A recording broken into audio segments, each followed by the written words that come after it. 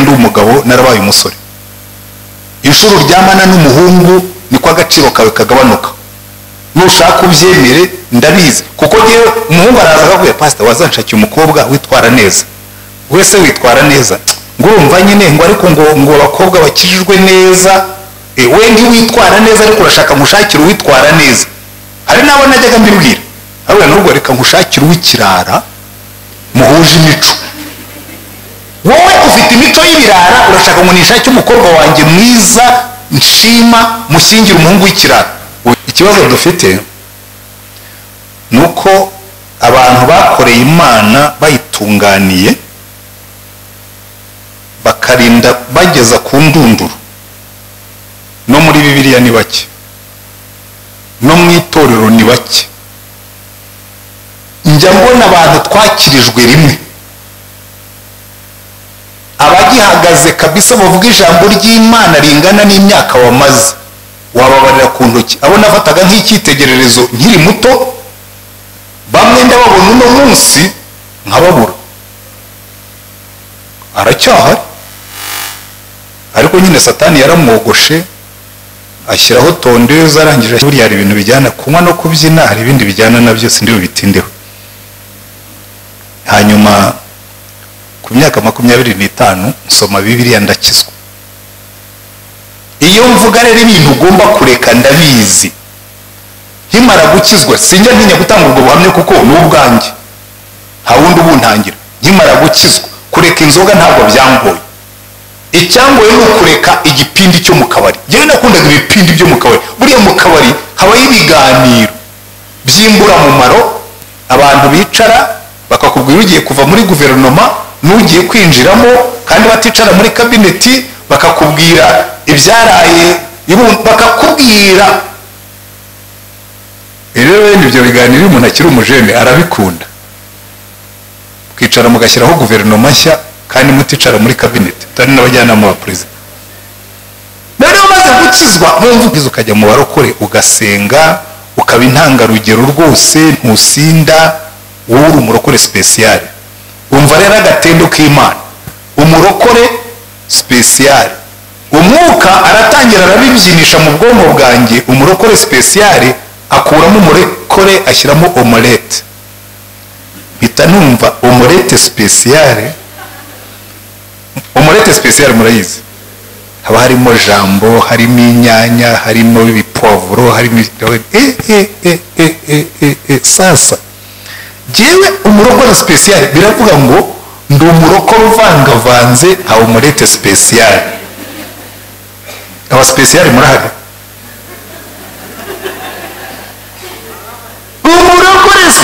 umurokore special wa wundi nyine ujya mu kabara agafashwa yajya mu rusengero agafashwa aho agiye hose agafashwa ndabitekereza nicaye gutya ndabura ni muzi ikintu ati kizwa ariko kabuzi ko na rusake kiri hariya igutegereje rusake yanjye rero aho yari iri hakomeye mu bakobwa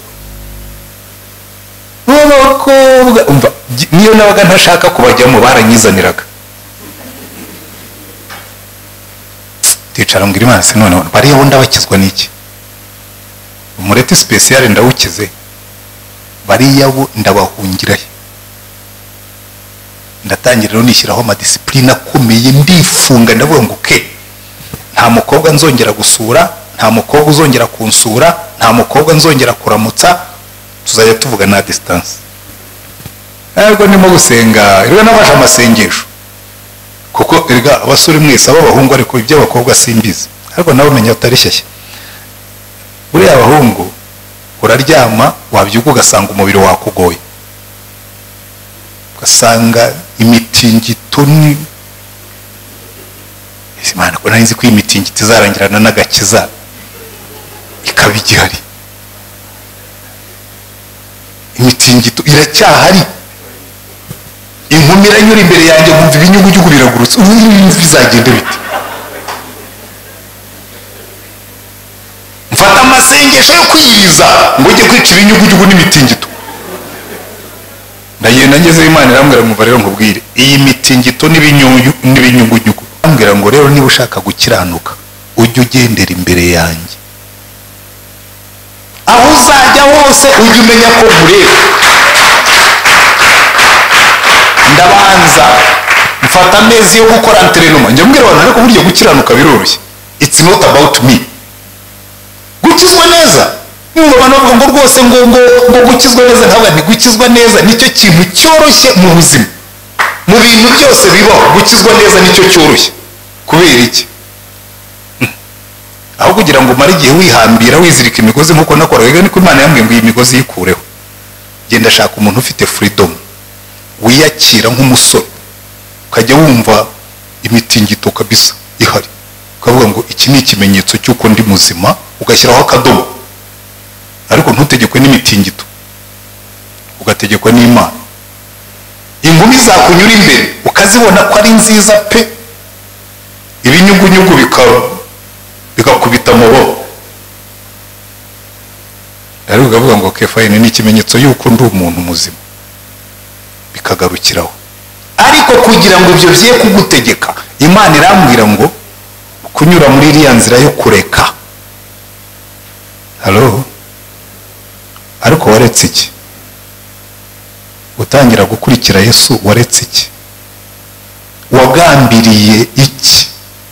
Ndenda kubwira umusore wese urimo hano ushaka kuzakoreshwa n'Imana, hari abo ndeba rwose nkabibona ko ufite intention, ukavuga ngo ngiye ndifuza kumenya icyatuma nkorera Imana ikanyishimira, akakubwira ikintu kimwe.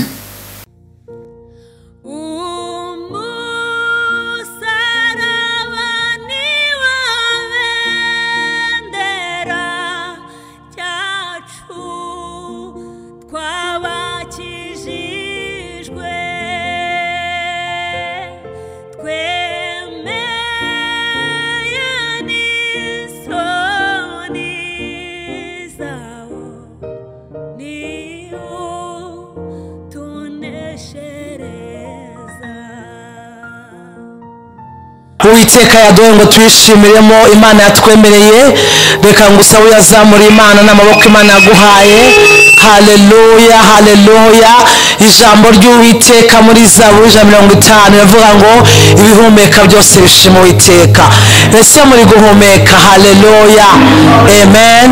Mugihagaze reka dutunge ibiganza Pastor Inda, tukavuga ngo umugisha w'Imana mbeho cyane kuva saa 4 rwose atuyoboye ategereje ko mukomeza muza. Imana muhe umugisha, ntabwo tuzagutinda cyane. Uyu mwanya ni umwanya Imana yaduhaye ngo tuyishimiremo. Turashimira Imana kubw'umukozi wayo yatwohereje uyu munsi. Amen.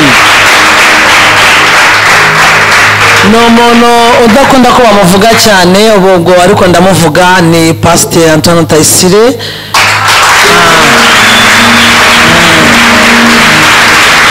Ni umugabo w'amahame w'indangagaciro, kandi nkunda ukuntu akijijwe bikomeye cyane.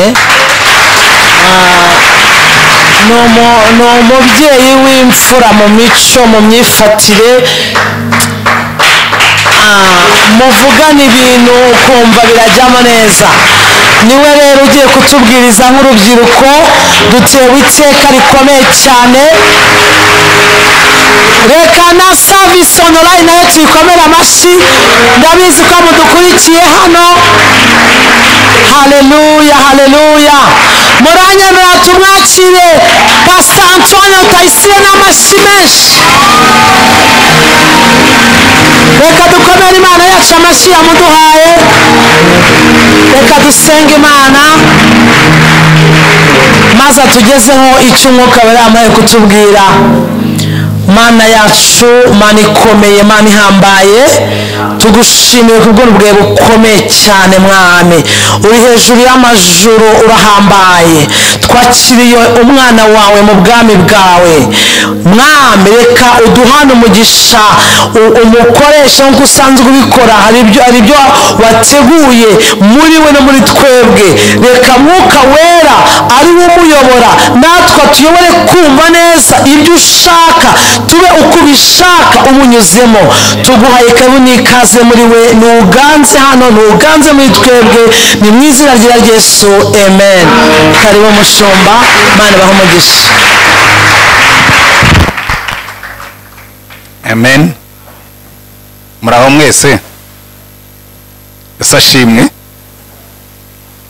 Ndashima Imana cyane kubw'uyu munsi, haramutse imvura nyinshi n'imbeho n'ibindi byose, hanyuma twese turakererwa, sibyo ra? Ariko icyo nkundira Imana iyo ntabwo igikererwa, aho ufatiye niho guhera umugisha. Amen. Kuko buriya umugisha waza mu gitondo, waza saa sita, waza nimugoroba, uraza tu. Ndagira ngo rero ntatinze dufate ijambo ry'Imana.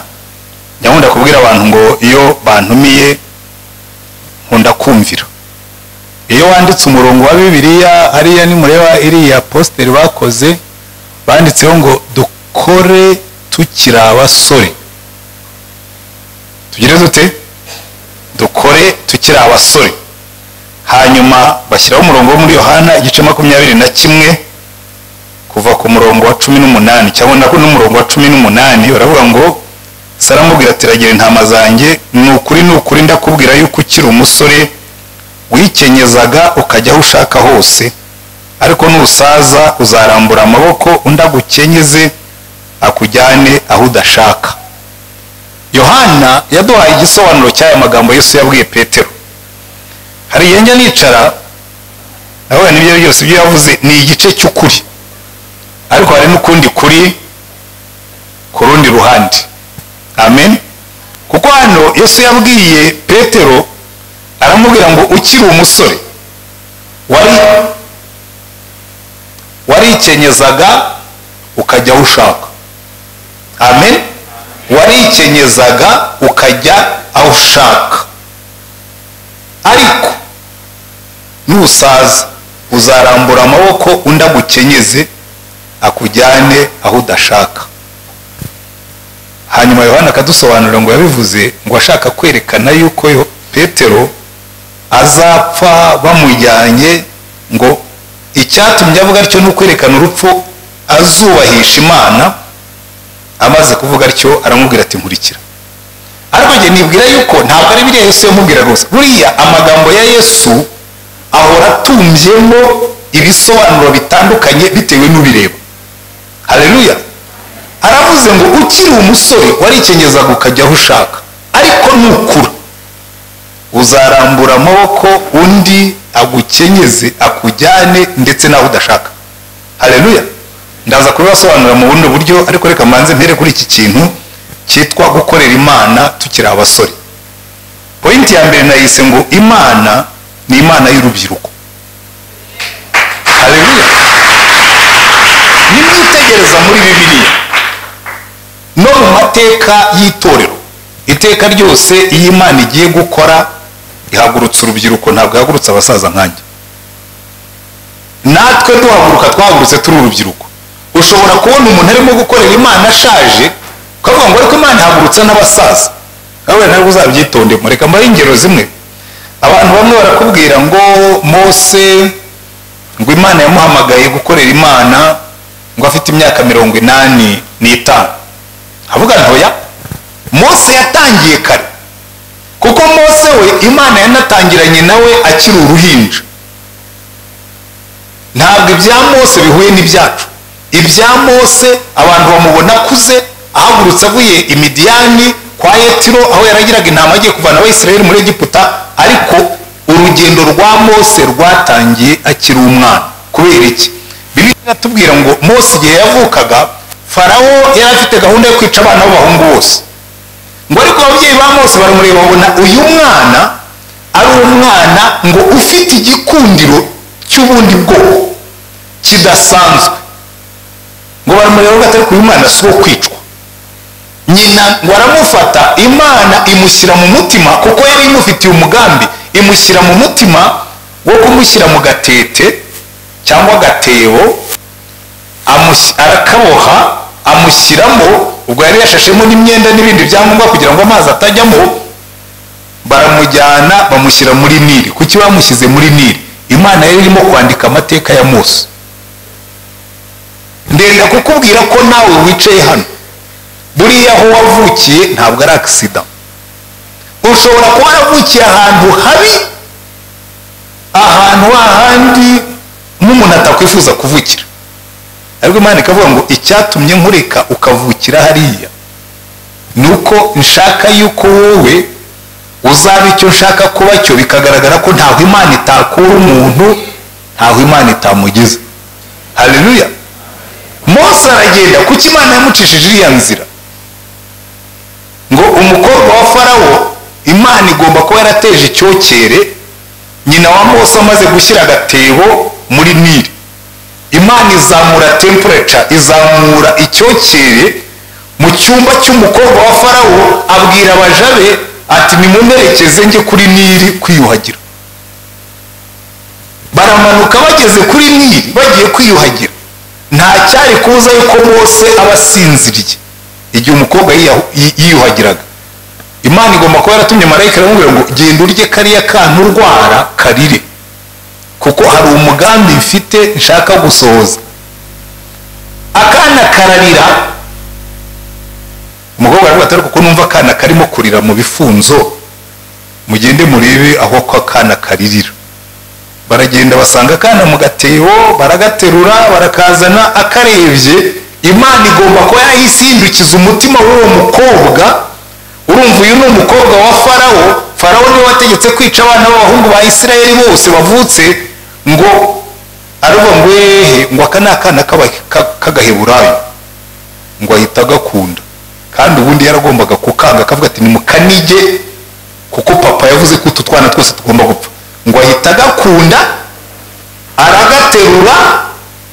Mushiki wa Mose wari uhagaze haruguru, buriya Miriyamu abajya bakurikira Bibiliya niwe wari uhagaze haruguru, ngo araza aramwegera, ngo aramubwira ngo se kwaka kana mbona wagakunze, njye kugushakira umugore w'umuheburayo kazi akakongereze akakurerere. Undi ati genda umuzane. Urumva nyina wa Mose, urwenya rw'Imana, nyina wa Mose agiye kurera Mose kandi babimuhembere, kuko hari umugambi Imana ifite kuri Mose. Wa mufarawo wategetse ko abana bose bagomba kwicwa agiye kurera uzavana Abayisirayeli muri Egiputa, namara kuba mukuru amutangire school fees, kuko Bibiliya yatubwira mu byakozwe n'intumwa ibice 7:22 ngo Mose yarakuze, ngo yiga ubwenge bwose bwo muri Egiputa. Bivuga ngo yiga primaire, yiga secondary, yiga na university, ngo agira ubwenge, ngo agira imbaraga mu magambo no mu bikorwa. Haleluya.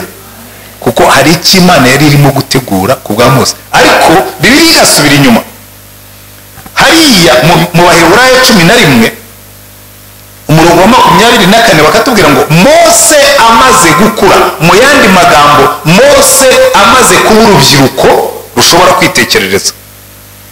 Haleluya. Bikwereka ngo umurimo w'Imana Mose yawutangiye akiri umusore.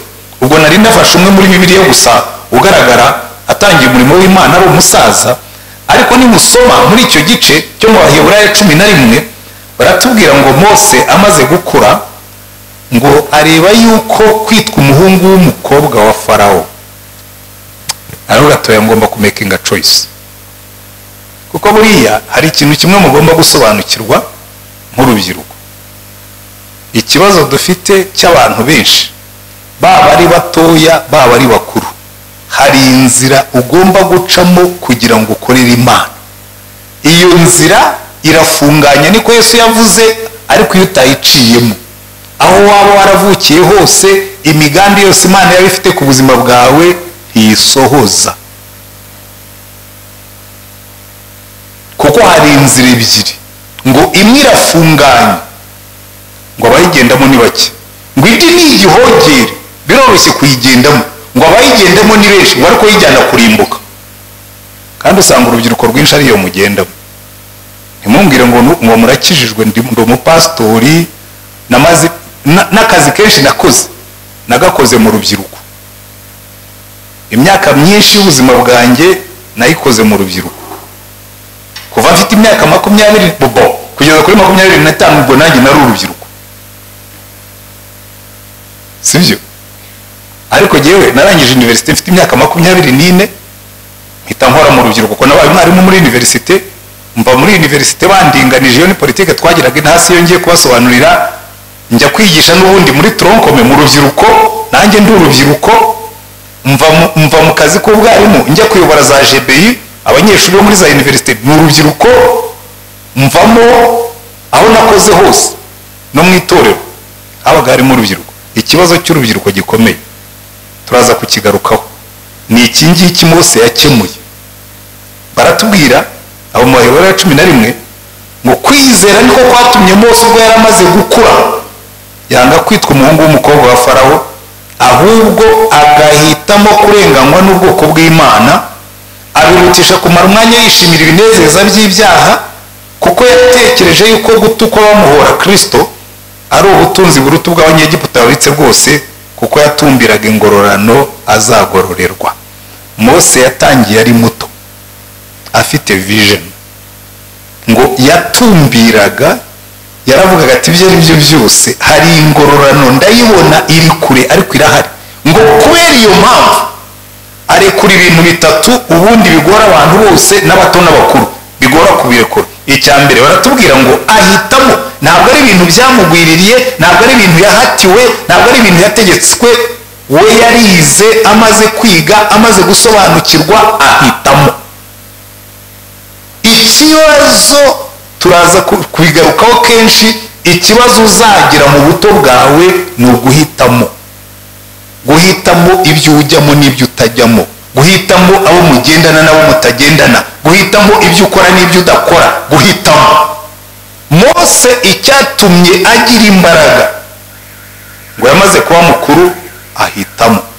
Baratubwira ngo ahitamo yanga kwitwa umuhungu w'umukobwa wa Farawo, ishema ryo kuba umwana wo kwa Farawo. Baravuga ngo ya ibi nabyo ndabiretse. Buri ikintu kijya kigora abantu bireka bine kubyinjiramo cyane kuko ntimurahagera. Buri ikintu cyitwa guhitamo gutukwa ku bw'izina ry'Imana aho guhabwa icyubahiro n'umwana w'umuntu bigora abantu benshi. Buri iyi mpamvu muzabona abantu benshi bahemuka, bahitamo gushimwa n'abantu aho gushimwa n'Imana. Ibyo ngo Mose ahitamo. Icya kabiri yahisemo, ahitamo kurenganywa hamwe n'ubwoko bw'Imana, abirutisha kumara umwanya yishimira ibinezeza by'ibyaha. Iki nicyo kigora urubyiruko, ngo ahitamo ibinezeza by'ibyaha, kubyina, kunywa, gusambana, ariko gukundana nkuko mubyita. Rero muri ino minsi ntimugisambana, mwe murakundana. Umuhungu akaza akakubwira pastor, nakundanye n'umukobwa, byose hari icyaha kirimo? Oya, ntabwo ari ibyo nshaka kukubwira. Burumva nyine hanyuma turakundana, hanyuma se gukundana ko numva ari ibintu byiza na Yesu yabidutegetse, nyine urumva nyine turakundana, hanyuma se mumaze gukundana, kugira ngo adakomeza kubyina muzunga hamwe, hanyuma mumaze gukundana umutera inda.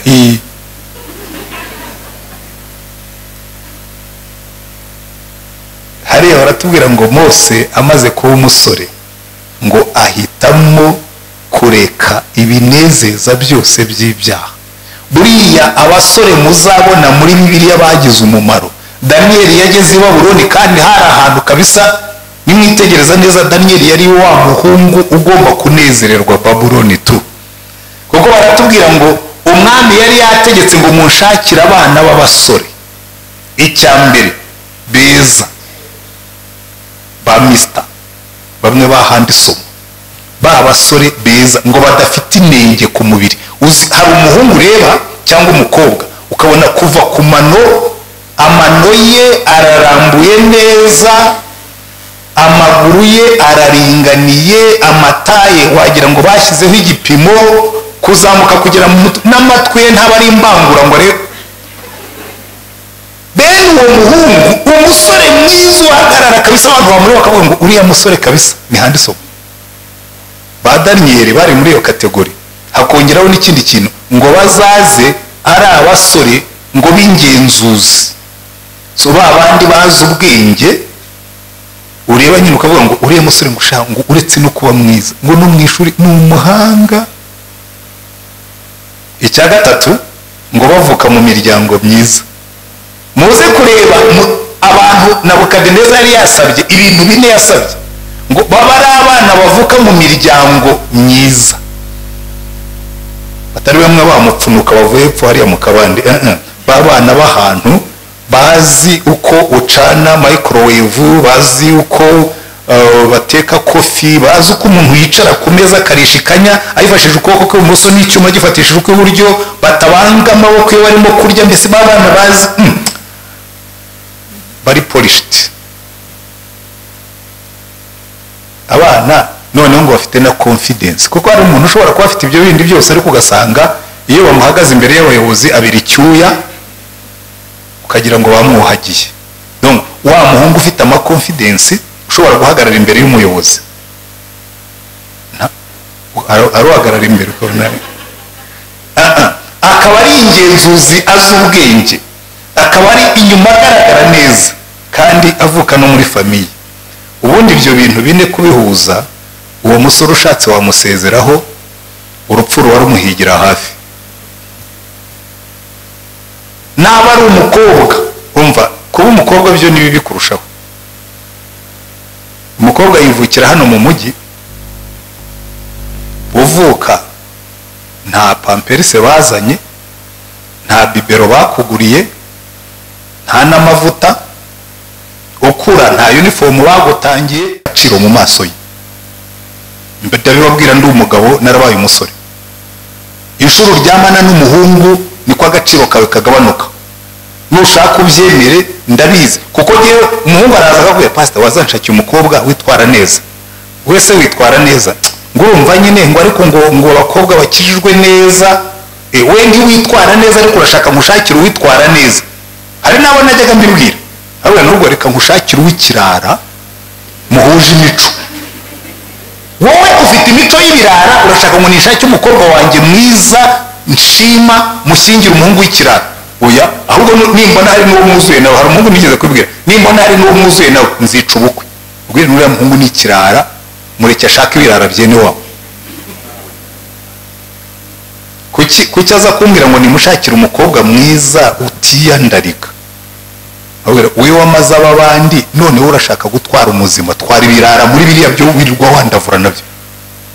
Ariko uzashaka gukorera Imana, ubona hereye muri negative ibyo ugomba kureka. Ushaka gukorera Imana, waba uri umugabo, waba uri umusore, waba uri umukobwa, waba uri umugore, hari ibintu ugomba kureka. Mbere yo gukorera Imana hari ibintu ugomba kureka. Mose ngo yaretse urukundo rw'icyubahiro, areka ibinezeza by'ibyaha, yanga ndetse n'inyota yo gushaka ubutunzi. Aravuga ngo ndahitamo gutukanwa n'ubwoko bw'Imana. Ariko kuko yaravugaga ngo yaratumbiriye ingororano, yarabizi akavuga ngo ndabizi neza iyi Mana ninyikorera, ndabizi neza iyi Mana ningendana nayo, na biriya narekuye bizagaruka byikubye inshuro. Haleluya. Buriya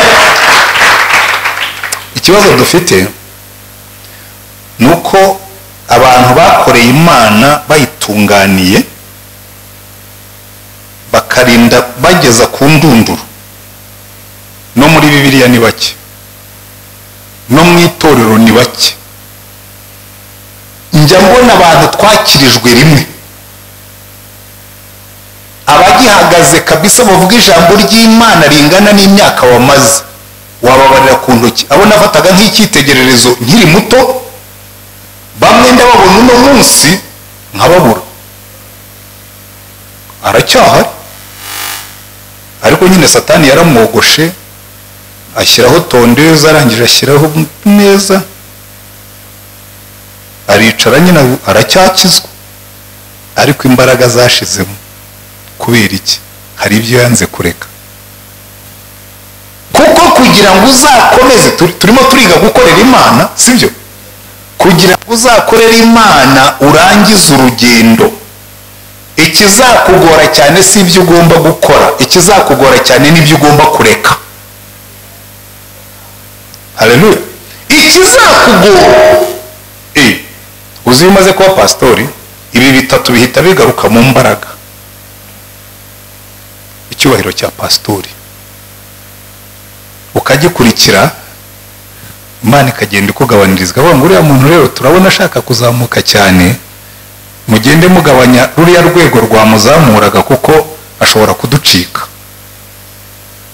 Hari ibintu byashinganywe, ariko ibi ngibi byo wenda kubera ko muri mbivuze cyane mwavuga ngo ariko twese biratureba. Buriya inyota y'icyubahiro ndayibona mu bashumba, ndayibona mu bakristo, ndayibona. Imana ikagera akavuga ngo ariko mwitonde, murimo murakora ku byashinganywe. Kuko Imana yaravuze ngo icyubahiro cyanjye sinzagisangira n'umwana w'umuntu. Amina. Kuko turaza kubibona imirimo dukora si mu mbaraga zacu. Hari igihe umuntu yipanga akajya yidunda ngo ubwo mureba rero jyewe ngo n'ubundi nkiri umunyeshuri nari umuhanga mu ishuri saho, ngo no mu mirimo nakoze yose ngo umuntu ugira vision, ngo nkamenya no kuorganiza ibintu n'abantu, ngo nkamenya ngo mbese ngo ukagira ngo niwe ukoresha Imana aho kugira ngo Imana imukoreshe. Ariko Imana irakubwira ngo jyewe ibyo nkeneye byose genda bifite, icyo nkeneye ni kimwe, ni umuntu urekura ibyo mubwira kurekura akagenda uko mubwiye. Turaza kubigeraho biri mu by'imbere. Hari ibyo tugomba kurekura. Aba bantu bose mubona Imana yakoresheje hari ibyo barekuye. Na Petero yigeze kubwira Yesu, aramubwira ati ariko mwami, ko twasize abagore bacu n'abana, tugasiga amasambu n'inshundura zacu twarobeshaga amafi, mu yandi magambo twasize bizinesi, uzaduhemba iki? Arababwira ati ubwo mwemeye kurekura ibyo ngibyo muzabigarurirwa inshuro 100 muri ubu buzima, kandi mbongereho n'ubugingo bw'iteka. Haleluya. Ibyo kugira ngo byumve kereka babigezemo, reka nihute. Hari ibyo tugomba kurekura kugira ngo dukorere Imana. Ariko abasore bose, abantu bose muzabona, nari nafashe Mose na ba Daniyeli kuko nibo nigiyeho. Reka mbaho urundi rugero rumwe rwo kujyewe nkiri umusore, nakijwe mfite imyaka 25. Umunyabyaha usobanutse. Nanjye mvuge nkabona kritikaga, ngiye iyo ngiye mu bintu ndasobanuka. Nkiri umunyabyaha nari nsobanutse. Ntabwo ari gushidikanya ko ndi umunyabyaha, ko nge sinabihishaga. Iyo najyaga kunywa inzoga, twari dufite abasore, ntabwo nigeze mba umusinzi ariko twari abasore baba sportifu. Ngewe nabaga mu ikipe ya university, ariko nari mfite abandi nabo bamwe bakinaga foot, ugenda nabaga muri atletisme, twari dufite n'abandi twasangiraga. Twari duhuje ikintu kimwe cyo kuba abasore baba star kuri campus babakinnyi. Buriya rero uri umukinnyi ushaka kuzakomeza ukaba umukinnyi, ugomba no kugira discipline. Twaranywaga pe tukabyina, nakundaga kubyina, kandi buriya hari ibintu bijyana kunywa no kubyina, hari ibindi bijyana nabyo sindi bitindeho. Hanyuma ku myaka 25 nsoma Bibiliya ndakizwa. Iyo mvuga rero ibintu ugomba kureka ndabizi. Nkimara gukizwa sinjya ntinya gutanga ubwo buhamya kuko ni ubwanjye, nta wundi ubuntangira. Nkimara gukizwa kureka inzoga ntabwo byangoye. Icyangoye ni ukureka igipindi cyo mu kabari. Njyewe nakundaga ibipindi byo mu kabari. Buriya mu kabari habaho ibiganiro by'imburamumaro, abantu bicara bakakubwira ugiye kuva muri guverinoma n'ugiye kwinjiramo, kandi baticara muri kabineti, bakakubwira ibyaraye, bakakubwira. Rero ibyo biganiro umuntu akiri umujene arabikunda. Kwicara mugashyiraho guverinoma nshya kandi muticara muri kabineti, tari n'abajyanama ba perezida. Rero maze gukizwa numva ukuntu nzareka ibipindi by'abantu mu kabari, birabanza birangora. Ariko bukeye abajene twasangiraga nibo bankuye ku nzoga. Tujya ahantu tujya kwinywera byeri, turicara, kuko n'ubundi nayo isanzwe ni discipline. Ngewe nari nzi kunywa inzoga pe, nkanywa nkeya, sinigeze nsinda mu buzima bwanjye. Noneho turicara tunywa, kandi ubwo nari naramaze gukizwa nsigaye nanasenga. Barambwira ati ariko Antoine we turakwikundira, wowe rwose uraza tukinywera byeri, warangiza ukajya mu barokore ugasenga, ukaba intangarugero rwose, ntusinda, wowe uri umurokore special. Umva rero agatendo k'Imana, umurokore special umwuka aratangira arabibyinisha mu bwonko bwanjye, umurokore special akuramo umurokore ashyiramo omelette, mpita numva omelette special. Omelette special murayizi, haba harimo jambo, harimo inyanya, harimo ibipavuro, harimo sasa jewe umurokore special biravuga ngo ndi umurokore uvangavanze nka omelette special. Aba special murahari? Umurokore special wa wundi nyine ujya mu kabara agafashwa, yajya mu rusengero agafashwa, aho agiye hose agafashwa. Ndabitekereza nicaye gutya, ndabwira ni muzi ikintu ati garçon nzanira byera aho ngaho. Barazana bazitereka ku meza, buri muntu wese icupa rye. Ndabwira nti iyi ni byeri ya nyuma nyoye, ni byeri ya nyuma nsengereye. Ati sufa uriwe niki? Ndabwira nti muzi ikintu mungiriye neza, murambye ngo ndi umurokore special, ngiye kuba umurokore ordinaire utavanze. Kandi nuko nagiye mbamvuyeyo, ariko nsigarana ikibazo. None se Mana, umusaza umwe yigeze gusara, bamujyana kwa muganga, ngo yajyaga bireba akabona ari umunyorogoto. Abaganga baramuvura, baramubwira ati ariko rwose ntabwo uri umunyorogoto, uri umuntu. Ageze ahantu arabyemera, ariko asohotse ageze ku irembo arabitekereza, aravuga ati rwose ko jyewe bambwiye ko ndi umuntu nkabyemera, na rusake bayibwiye ko ntakiri umunyorogoto. Aragaruka abwira muganga ngo se ko mwambwiye na rusake mwarayibwiye ko ntakiri umunyorogoto. Buriya rero hari igihe ukizwa ariko ukabuze ko na rusake kiri hariya igutegereje. Rusake yanjye rero aho yari iri hakomeye mu bakobwa. Umva, niyo nabaga ntashaka kubajyamo baranyizaniraga. Ticara mbwira Imana se none bariya bo ndabakizwa n'iki? Umurete special ndawukize, bariya bo ndabahungirahe. Ndatangira rero nishyiraho amadisipline akomeye, ndifunga, ndavuga ngo nta mukobwa nzongera gusura, nta mukobwa uzongera kunsura, nta mukobwa nzongera kuramutsa, tuzajya tuvuga na distance. Ariko ndimo gusenga, rero nabasha amasengesho, kuko erega abasore mwese abahungu, ariko iby'abakobwa simbizi, ariko nawe menya utari shyashya. Buriya abahungu uraryama wabyuka ugasanga umubiri wakugoye, ugasanga imitingito ni Imana ko nari ko imitingito izarangirana n'agakiza ikaba igihari. Imitingito iracyahari, inkumi iranyura imbere yanjye nkumva ibinyugunyugu biragurutse, bizagenda bite? Mfata amasengesho yo kwiyiza ngo ujye kwica ibinyugunyugu n'imitingito. Ndagenda ngeze Imana irambwira ngo rero nkubwire, iyi mitingito n'ibinyugunyugu uzarinda usaza bigihari. Bigihari, uzarinda usaza bigihari. None bigende bite? Imana irambwira ngo ibi nabishyize muri wowe kuko ni ibimenyetso by'ukuri muzima. Nindamuka mbyishe urabupfuye, urabaye ikigurye, cya kindi bita ikiremba. Kandi nta gahunda afite yo kukugira ikiremba. Iyi mitingito iragumamo, n'ibi binyugunyugu biragumamo. Ntabwo uzamenya gutoranya umugore ibinyugunyugu bitaguruka. Ndiyakira, ariko imbwira ijambo ryiza ryankomeje. Irambwira ngo rero niba ushaka gukiranuka ujye ugendera imbere yanjye, aho uzajya hose ujye umenya ko nkureba. Ndabanza mfata amezi yo gukora antrenoma, njya mbwira abantu ariko burya gukiranuka biroroshye. It's not about me.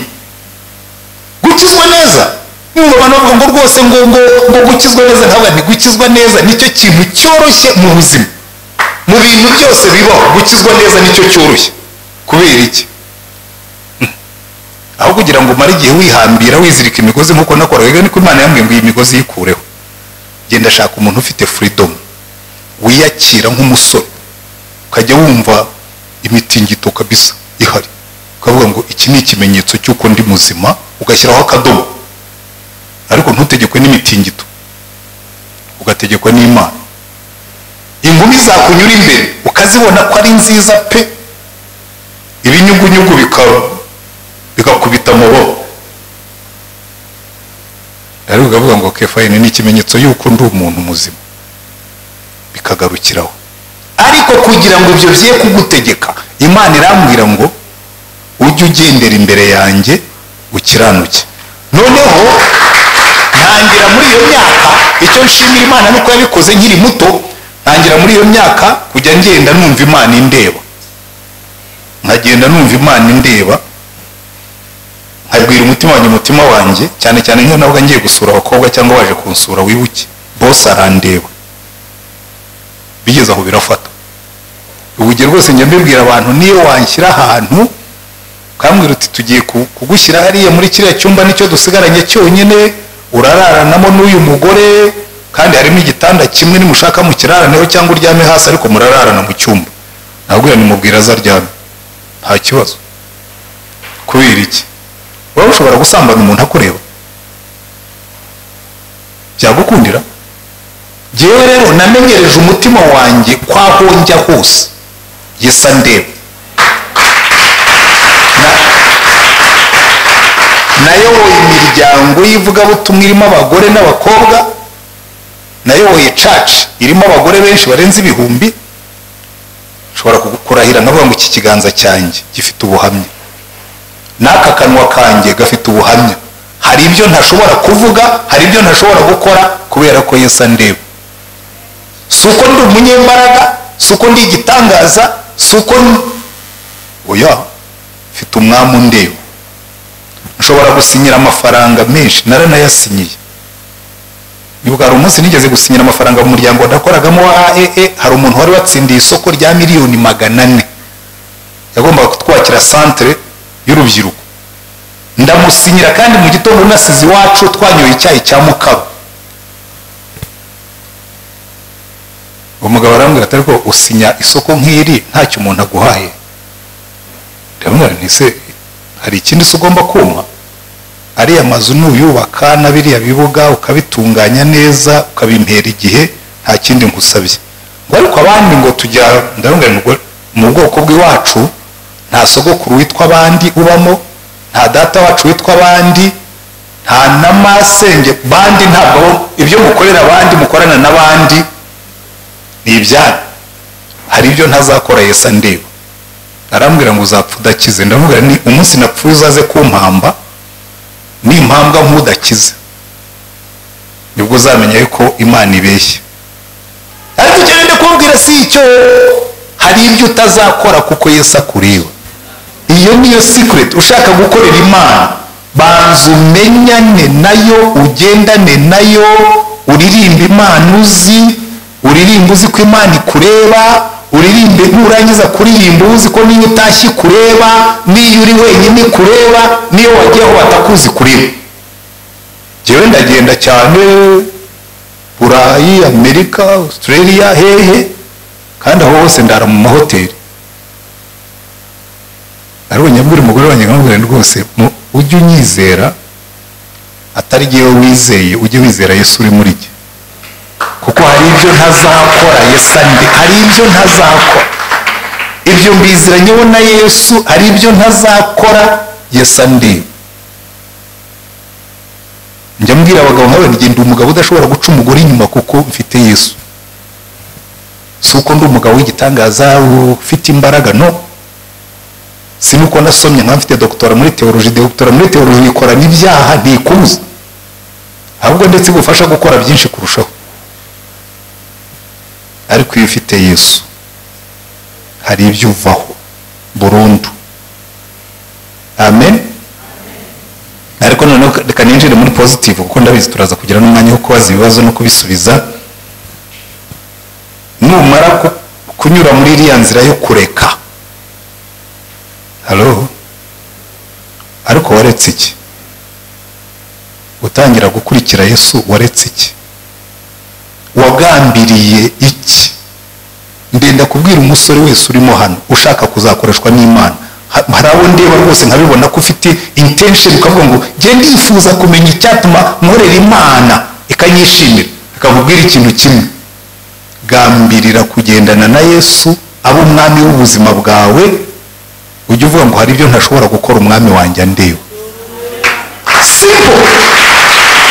Umusore wese, inkumi yose izakora icyo ngicyo, guaranteed uzasaza ugeze kure. Hari ibindi ndibubongerereho, ibyo n'ibyo ureka, hari n'ibyo ukora, ariko icyambere kibanziriza ibindi mu byo ukora, banza wakire Yesu nk'umucunguzi wawe, ureka ibyaha, wemere kumwumvira nk'umwami wawe kandi muzima.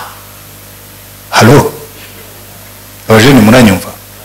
Umwami ugize ate? Muzima. Ntabwo Yesu ari igitekerezo, ntabwo Yesu ari personage historique nka Rwabugiri. Yesu ni umwami muzima tuvugisha kandi utureba, waduhaye n'isezerano ngo aho uzajya hose nzaba ndi kumwe nawe. Haleluya. Buriya rero kumenya Yesu gutyo, by the way, ibi nuko ndimo kubigisha muri urubyiruko, niyo mwaba muri abapasitori bakuru, nibyo nasubiramo, kuko hari abo mbona bigaragura mu byaha nkabwa ariko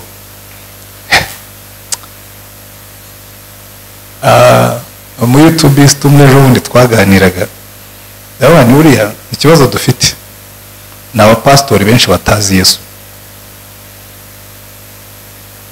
Kuko ari igihe mbona kuri YouTube abantu bavuga nk'abone gusa abantu bazi ko databuja akiriho. Guverinoma yacu ntiba hano ku isi ariko iriho. Abameya nk'abameya babiri bagiye kuri YouTube bagatongana nk'uko abapasitori bamwe bajya batongana, bwacya babirukanye. Ndakurahiye twebwe turabikora, Imana ikatwihorera twibwira ko ihwanye natwe. Ariko reka mbabwire, uzashaka gukorera Imana wese nabanze yigi kuyitinya. Murumva mwa bakobwa mwe, umuhungu natangira kugutereta ujye muguruta, ariko njye ndibaza abantu b'abajene, ariko reka mfate uyu uri imbere yanjye nizere ko ari umukobwa, ngwino hano sha. Uri umukobwa cyangwa uri umukobwa? Ngwino umfashe gutanga urugero. Igira hino humura, nta ko wagize ubwoba. Ugira papa wawe? Uramufite? Yego. Okay, reka dusuppose ko papa wawe yakubwiye mwumva rero umukobwa witwa nde? Charlotte. Akubwira tumva rero Charlotte, uri umukobwa wanjye w'igiciro, uzangirire neza, ntuzampoze isoni. Kandi bimwe mu bintu ntakunda nka papa wawe, sinkunda agakungu k'abahungu, kandi amushobora ko nawe ajya bikubwira, kuko abo papa twese tuvuga dutyo, sibyo? Noneho dusuppose ko ndi muri twa duhungu turahagaze ku muhanda, nagufashe mu kiganza niba kwera rwose Charlotte, ukabona papa waturutse hariya. Harya ubu twakomeza tugafatana? Wabigenza ute? Ngo yahita ncika, niko ambwiye. N'ubundi ncika wisubiraho wari wicaye. Reka rero mbabwire, ibi ngibi buri mukobwa wese ushaka gukorera Yesu ajya kuvuga ngo mfite data wa twese, mfite n'umwami muzima, we nta nubwo aturuka muri kona aho mpagaze hose abandeba. So umuntu natangira kukuzanaho iby'inka yarenze, umugore tumva rero mubwire dia rwose umbabarire, hari ibintu ntajya nkora kuko umwami wanjye arandeba. Arwagwera ngo rero ngo bazakwanga, uzaba w'igiciro cyinshi, kuko n'ubundi uwawe Imana izamuzana kubera uburyo wirinze. Mushaka mu byemera cyangwa muzabaza abahungu mwiriranwa, mubabwire mutari ko waguhitishamo, wahitamo umukobwa wirirwa agendana n'abahungu bose, cyangwa wahitamo wa wundi wirinze agaheza inguni. Hari abahungu bajya baza kandi ati cyo nkundira uyu mukobwa, iyo nigishije abageni baza uyu mukobwa wamukundiye, mu cyo nkundira uyu mukobwa, ngo ntabwo ngo yihagararaho, ngo ntabwo uduhungu twose dupfa kugira gute, ahubwo ngane nimugera mu rugo akihagararaho nabwo uzabimukundire. Amina. So mujye mumenya umwami, kuko mbere y'uko ukorera Imana ugomba kumenya uwo ukorera. Umwami muzima uhora tureba, kandi iyo wamumenye bikurinda ibintu bitatu. Icya mbere bikurinda ubwoba, kurinda ubwoba, kuko hari aho uzagera wumve no kumukorera biguteye ubwoba, akubwira ati humura ndi kumwe nawe. Uzatangira gukorera Imana abantu bagushyiraho agahato kabo, pressure yabo, babwira ati ariko muritonde genda rinzwe, umwami wanjye arandeba. Kandi mushobora kumva inkuru bakubise mutazi aho ivuye, kuko jye simvegetwa, kuko hari umwami undeba. Bikurinda ubwoba. Icya kabiri bikurinda ibyaha. Numenya umwami wawe ukamuhozaho amaso, hari ibyo utazakora kuko umwami wawe akureba. Icya gatatu bizakurinda ubuyobe, kuko numva ibintu udasobanukiwe neza uzicara umubaze, yishimira kudusubiza. Amen. Hanyuma rero ibintu tugomba gukora noneho byo ndabivuga nihuta kugira ngo tujye mu mwanya w'ibibazo. Iyo wamaze kumenya Yesu nk'umucunguzi n'umwami, hari ibintu bitanu, kimwe deje ubwo namaze kukivuga, ugomba kwitondera. Icya mbere, Pawulo yandikiye Timoteyo aramubwira ngo Timoteyo, ujye uhunga irari rya gisore. Uri umusore, uri umukobwa, ujye uhunga irari rya gisore, kuko ya mitingito n'abakobwa nabo nubwo navuga ngo byabo simbizi, bakunda gukundwa.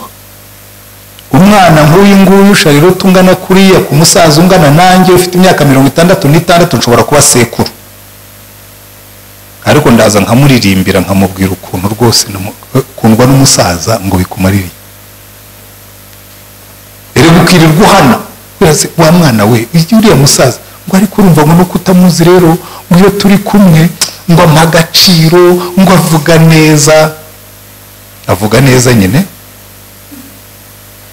vuga neza se ngo akumarire iki ko ari umusaza. So hungira rya gisore.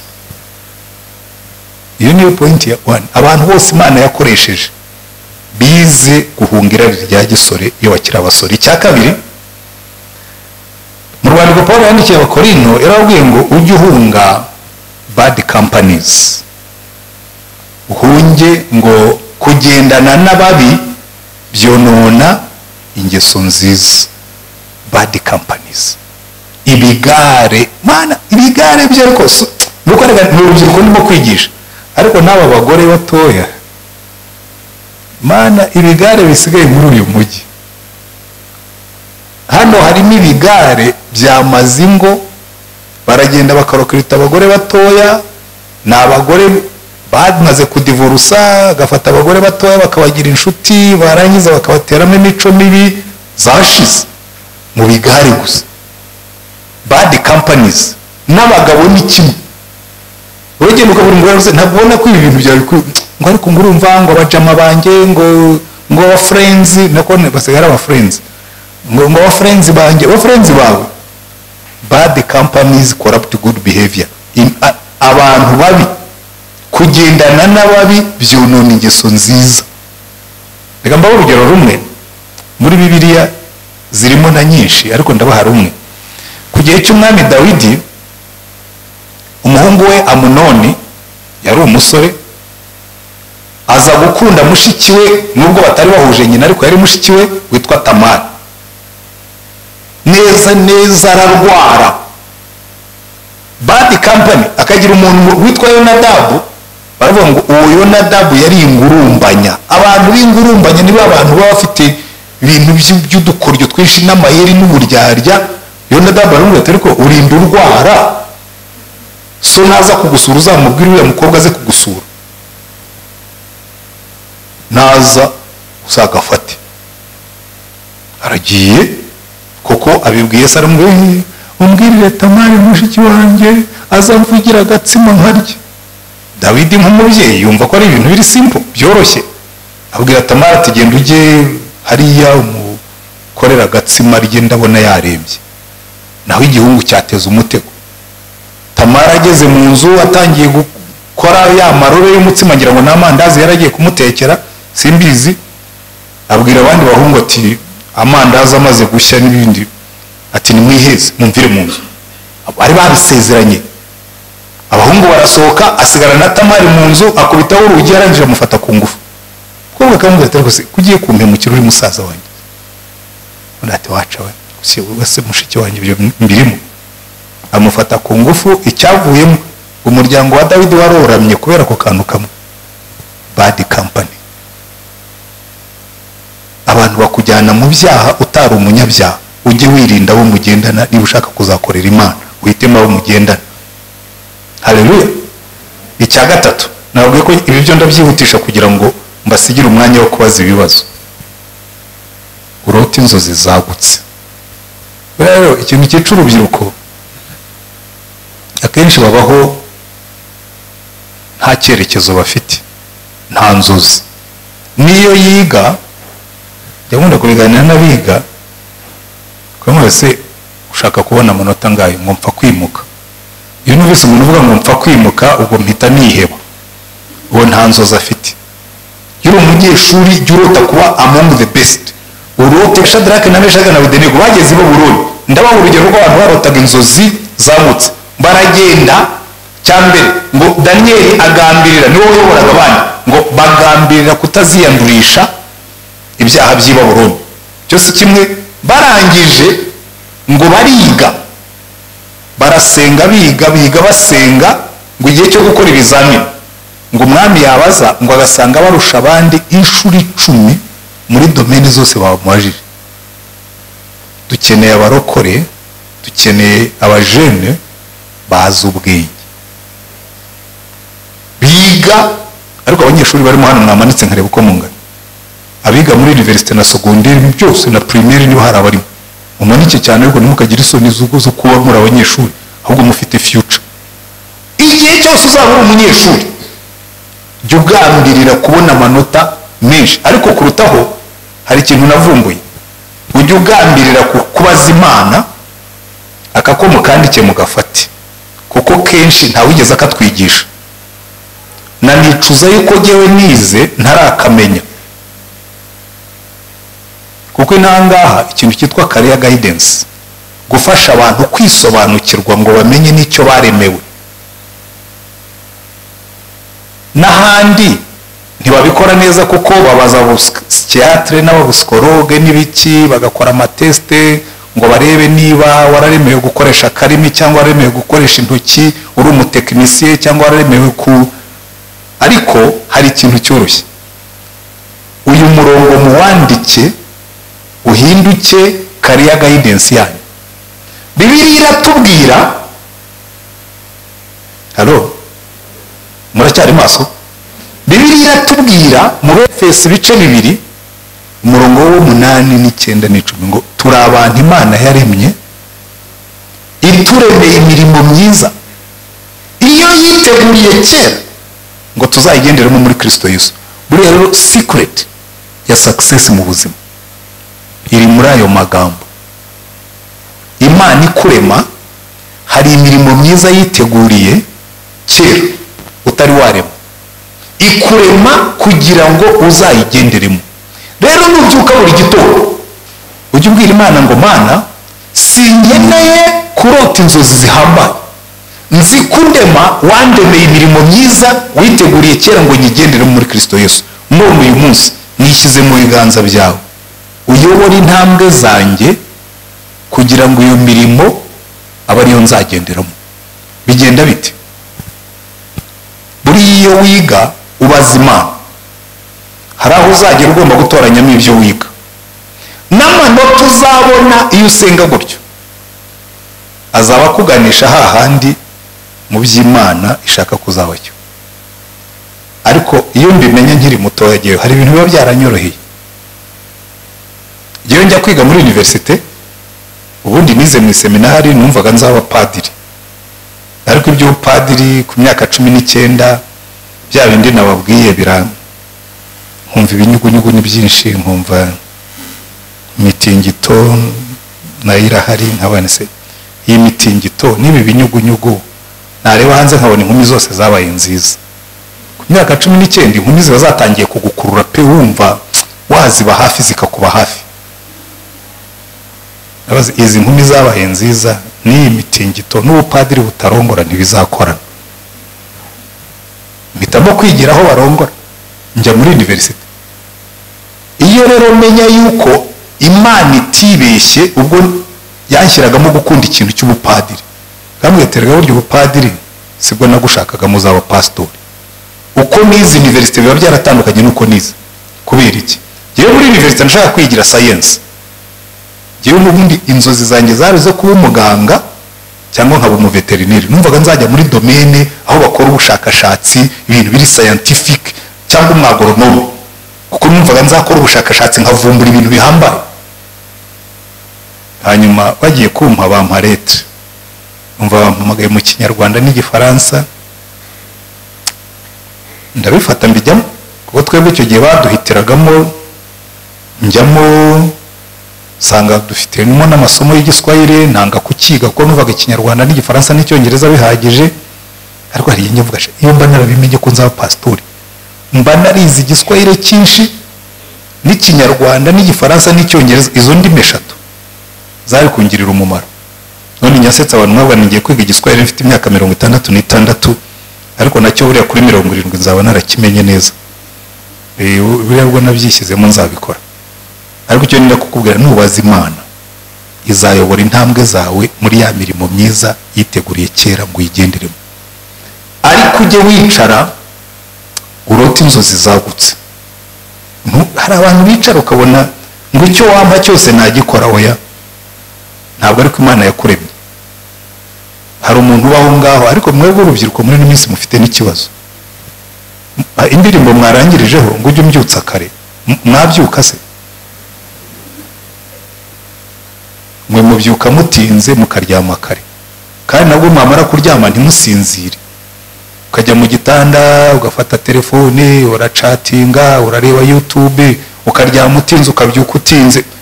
Ibintu byanyu discipline no. Iyo urota inzozi zagutse icyambere abakira abanyeshuri reka mbwira abo abanyeshuri nujya kwiga ntabwo wagiye gusenga. Murambwira abanyeshuri benshi mufite abapastori bamwe bababeshya ngo rero ngo bire bintu byo kwiga ngo ntacyo bimaze ngo mujye mu murimo w'Imana. No, genda kubwira ngo jya wiga nkaho utazakorera Imana, ariko igihe cyo gusenga nikigera usenge nkaho uzaba umuvuga butumwa kuko birakunda. Igihe cyo kwiga impamvu mbivuga ngo ndashaka guha inspiration y'abanyeshuri akamukandike amanota uzabona mu ishuri ari proportionate ku masaha umara mu ikaye. Nagafashe amanota uzabona mu ishuri ari proportionate ku masaha umara mu ikaye wiga. Kandi so isaha ntizibura. Jewe nize secondaire ko twebwe twigaga mu seminari byari byoroshye cyane. Discipline yo mu seminari hari amasaha yo kwiga kandi wagombaga kuba urimo kwiga ntaho hari kuyihungira. Twebwe twabaga muri interino. Ariko muri university twa dufite freedom yo kugenda. Ariko ngeze ndavuga ntoya hari amanota kuva niga nawe umunyeshuri hari amanota yo nayabonaga nka esheke. Amanota yose atangiwe na 6 kumanura yabaga ari esheke. Twashoboraga kwicara mu ishuri nkabona nka 13 n'igice kuri 20 wenda abandi babonye n'amake nkavuga noya ndarirana n'abarira kuko uyu munsi natsinzwe. Aya ntabwo ari amanota yanjye. Amanota yatangiraga kuba amanota atangiwe na 7 kuzamura. Kandi ndenda kubabwira intego nihaye zarakunze, ariko kugira ngo bigereho niba wihaye yuko uzajya ubona amanota 70 sure kugira ngo ubone 70 ugomba kumara amasaha menshi mu ikaye. Kandi ikigutangaza sinari muri ba banyeshuri barara amajoro, ahubwo dore discipline yo kwiga. Umunsi twafunguye natangiraga kurivayizinga kuko nari mfite principe niyi muyandike ivuga ngo buri somo ryose twize nzajya ndisubiramo nkaho ejo tuzakora ikizamini. Murumva ibingibi atari iby'umwuka ariko ni iby'umwuka kuko nibyo bituma uba ujya ku kigero imana izakoresha, kuko izagukoresha wabona amanota menshi cyangwa makeya, ariko uko ugenda uzamuka nuzaba umuganga, nuzaba isi isigaye igendera ku bwenge. Bushake rero ba Daniyeli bari bafite amanota menshi. Kubera iki? Igihe abandi babaga bagiye kunywa, bo babaga barimo kwiga. Igihe abandi babaga bagiye kubyina, bo babaga bari mu makayi. Mwigana batubanjirije. Haleluya. Kuko iyo discipline uzishyiramo mu kwiga niyo izavamo na discipline yo gukora akazi nukageramo. Inzozi zagutse. Amanota makeya mujye muyabara hatarayanyu. Kandi icyo nenda kubabwira, mbongereho kandi kamwe, ushaka kugira ngo ubone amanota, amasomo yose ujye uyakunda kimwe. Abanyeshuri benshi iyo yize imibare akumva ntayumva, ahita afata icyemezo cyo kuyanga. Bajya no kwiga imibare wagaswitchinga off akazimya, akumva nyine ni nk'igihano bamuhaye, no kunywa umuti usharira. Ariko buriya muzi ikintu, isomo utangira kuryumva iyo watangiye kurikunda. Muranyumva neza? Reka mbaho urugero rutoya kuri icyo ngicyo, hanyuma njye ku ngingo ikurikiyeho.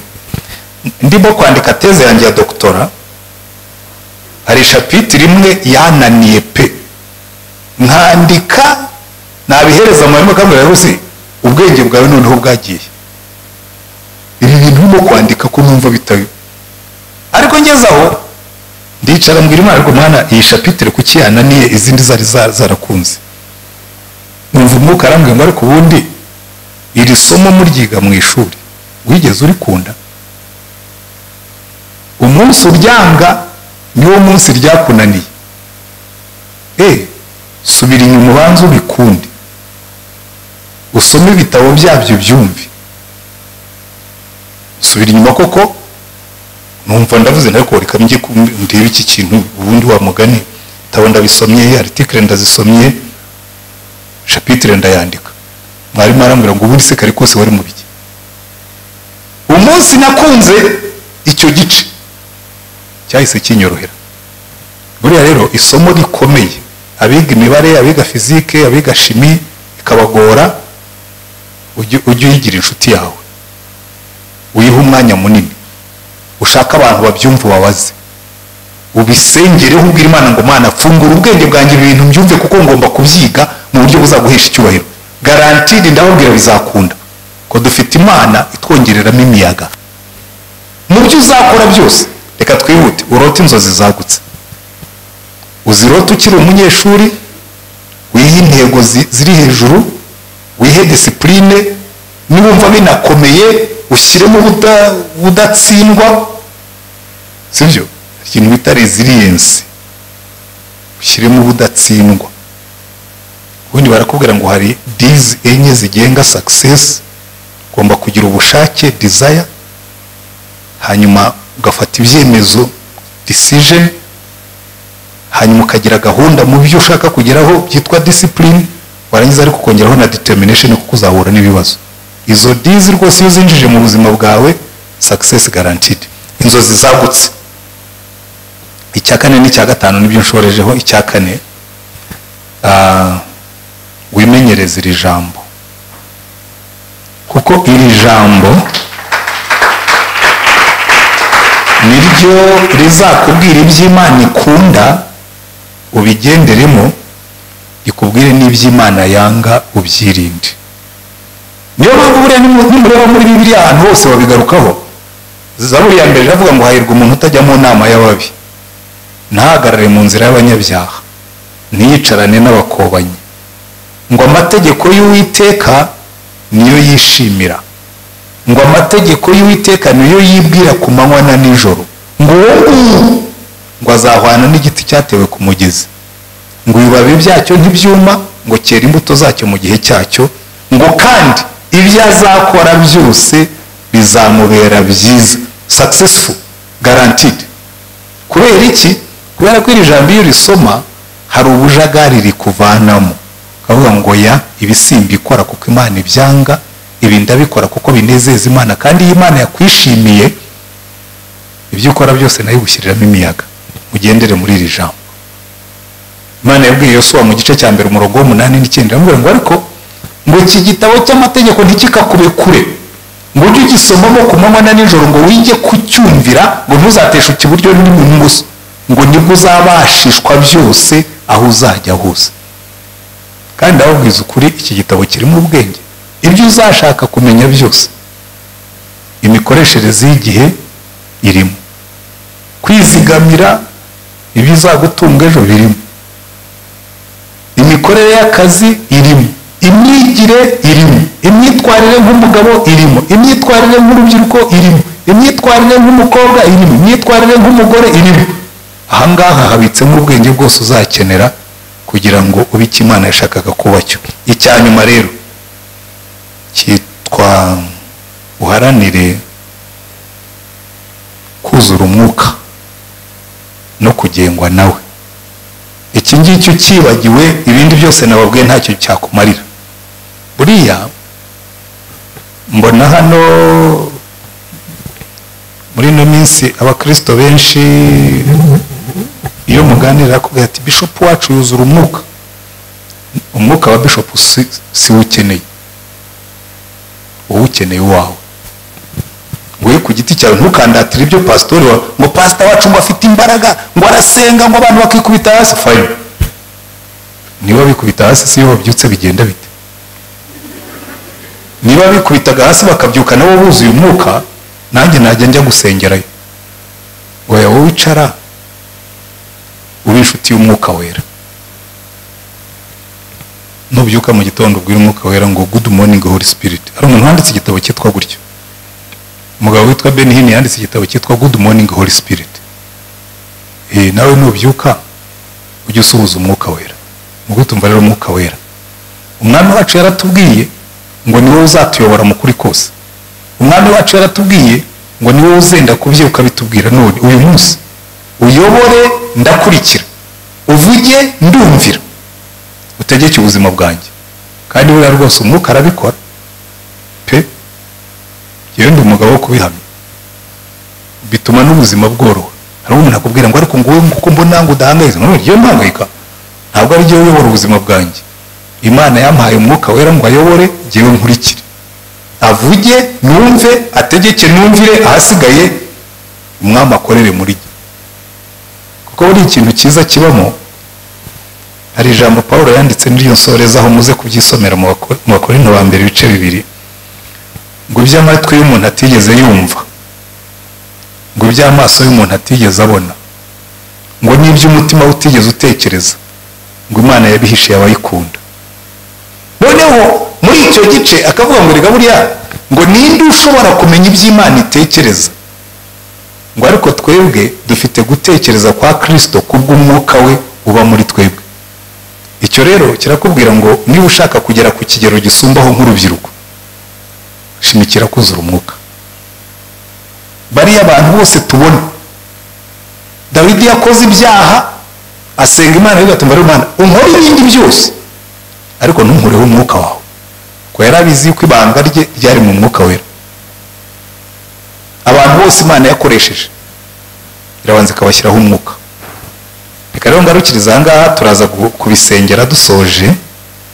Mubanze mubaze ibibazo numve aho muganisha, kuko bambwiye ngo harimo n'umwanya w'ibibazo. Hari n'ibindi bikurikiyeho. Kiyo nari nzi ko biza nyuma y'ijambo, ubwo aho mubibariza uraza kubibaza nyuma. Ubwo turaza gusenga dushoje, ubwo nibyo bimaze kuvaho. Reka dusenge Imana ariko bugufi, kubasengera turaza kubikora inyuma. Turagushimye Mwami Mana yacu, reka amagambo yinjire mu mitima y'abari hano bose. Iteka ryose iyo uhamagaye umuntu hari ibyo umusaba kurekura. Buri wese urimo hano nawe hari ibyo uzamusaba, ariko iyo tumaze kurekura ibyaha, tumaze kurekura kwigenga kwacu, uratuyobora. Mwami Yesu wabwiye Petero ngo ukiri muto wikoreraga ibyo ushatse ukajya aho ushatse, ngo ariko numara kuba mukuru ngo ndazakwambika. Twe muri ino minsi turashaka kuyoborwa n'umwuka, ntitwikorere ibyo dushatse, ntitujye aho dushaka, ahubwo tukajya aho umwuka tubwiye. Reka ikiganza cyawe gikomeye kibe kuri twese turi hano. Sinsengeye aba ngaba bonyine, ahubwo twese uko tungana udushyire muri uwo murongo kugira ngo dusoze imigambi yawe, duheshe izina ryawe icyubahiro, mu izina rya Mwami wacu Yesu Kristo, amen.